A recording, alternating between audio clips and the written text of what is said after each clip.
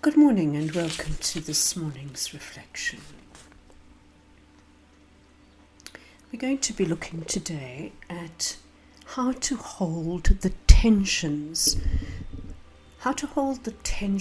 of opposites within us in the presence of God and through the strength of God. We all live through times of great darkness. And yet we can transform that darkness and we can nurture the life of a new self. We can nurture a resurrected self by holding the painful tensions within us. The tugs between what the ego wants and that to which God calls us, as He calls us to be the person that He has created us to be.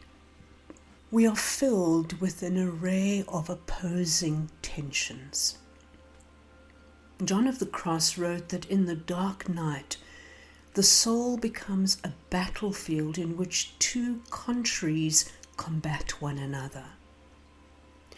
We are pulled between opposites, good and evil, hope and despair, love and hate, forgiveness and revenge, venturing forth and staying put, the urge to wholeness and the pull to fragmentation, acceptance and rejection, commitment and freedom, community and solitude, intimacy and autonomy, psyche and soma, doing and being, consciousness and unconsciousness, masculine and feminine, and the list goes on and on.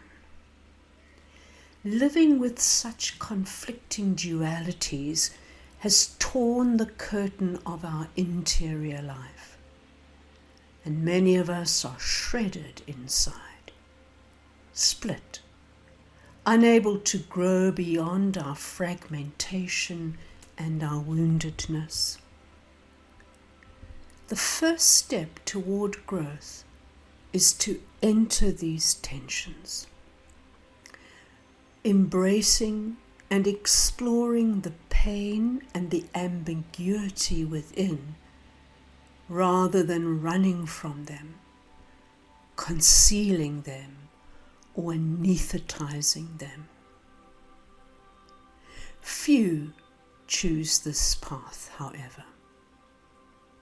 We are more apt to try to quell the conflict by banishing the unwanted side of the opposites.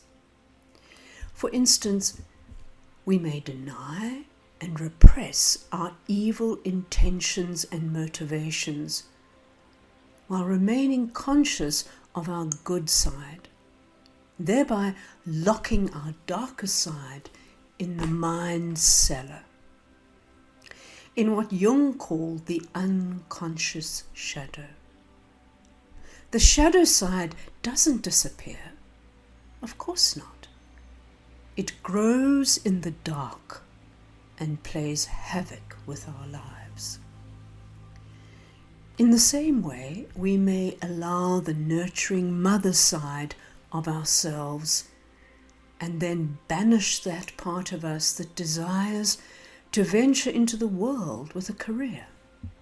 Or perhaps we allow the career woman free rein and banish the mother. We may allow that little red hen of busyness and repress the playful child within us. We may allow the side of us that seeks safety and security and reject our daring selves. We may allow the unblemished side of us and disregard the part of us that is wounded.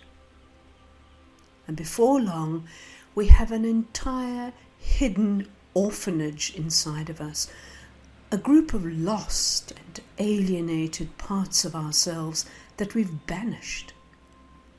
Lost sisters, unlived lives. And often at midlife, it is these orphans that cry out to be heard, and the voices rise, and so does the tension.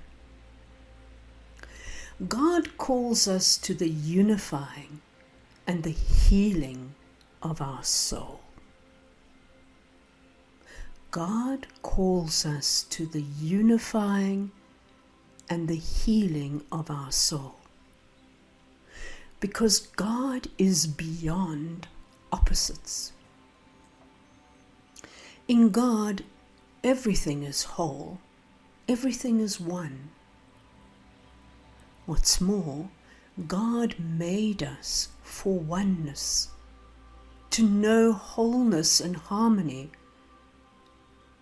God desires that we reconcile these opposites within us, that we come together inside and be more unified in our consciousness with a single eye, as Jesus said in Matthew chapter 6 and verse 22.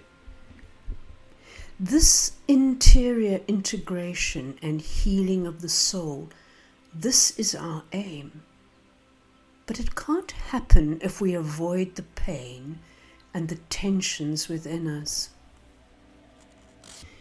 People say, follow your bliss, but it may be just as important to follow your agony. And perhaps we can't find our real bliss until we begin to confront our agony. The poet Gibran wrote, "Your joy is your sorrow unmasked." The self-same well from which your laughter rises was oftentimes filled with your tears. The deeper that sorrow carves into your being, the more joy you can contain. And when we enter the darkness, we accept that there will be trials. In the clash of opposites, the pain and conflict pull the strands of our lives back and forth in a miserable tug of war. This wrestling is what Merton called agonia, and it is seen vividly in Paul's exclamation, "I do not understand my own actions, for I do not do what I want, but I do the very thing that I hate." He was strung between the opposites inside of himself.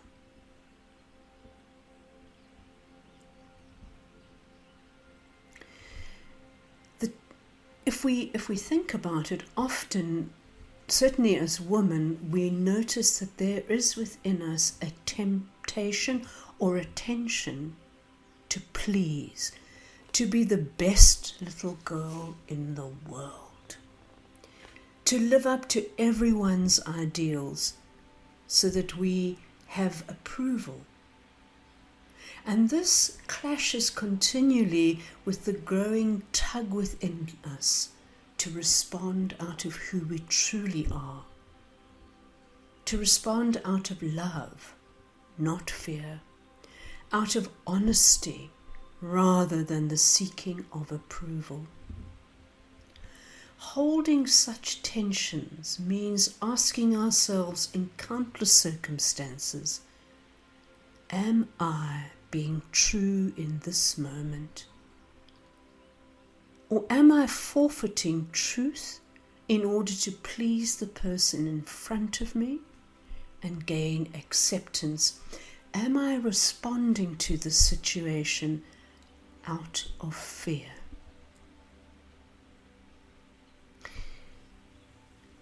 A woman once said, "I have lived my whole life to please my parents. I never really explored my own thoughts or my own dreams. Rather, I sought my parents' acceptance by becoming a carbon copy of them.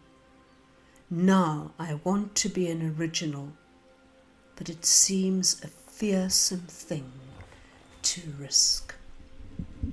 And so we have to acknowledge that within us there are tensions. Within us there is both the desire to do good and the desire to do what pleases us the most. And as we acknowledge these things in the presence of God, as we acknowledge our woundedness, as we acknowledge our inability to live our lives as we would like them to be, as we acknowledge that our lives are filled with difficulty, as we open our arms to that and accept that, but know that in the midst of that, God is with us. In that is our freedom and our redemption. Amen.